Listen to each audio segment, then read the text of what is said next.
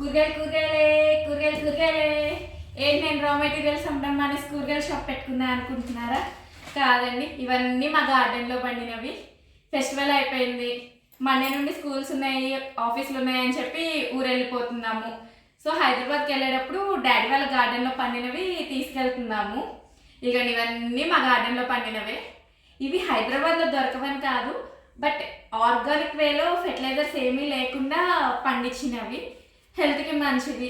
రోజు తినలేకపోయినా అట్లీస్ట్ అప్పుడప్పుడైనా దొరికినప్పుడు తిందామని చెప్పి ఇదిగోండి ఎన్ని ఐటమ్స్ తీసుకెళ్తున్నాను మీకు కూడా చూపిస్తాను.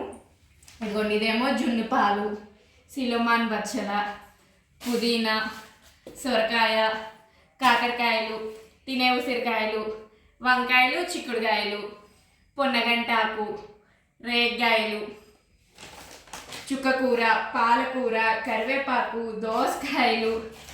ఇదిగోండి ఇదేమో పచ్చడి ఉసిరికాయలు ఉంటాయి కదా, ఆ పచ్చడి ఉసిరికాయలతో ఆమ్లా విత్ హనీ చేశారు.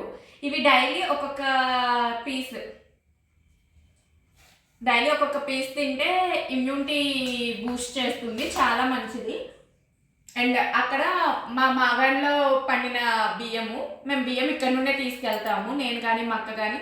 అదిగోండి అక్కడేమో ఈ ఆకుకూరలన్నీ బాగు చేయగా వచ్చింది చెత్త. ఇన్ని తీసుకెళ్తున్నాం. వచ్చేటప్పుడు చిన్న బ్యాగ్తో వచ్చాము, వెళ్ళేటప్పుడు ఇన్ని తీసుకెళ్ళిపోతున్నాయి అన్నమాట.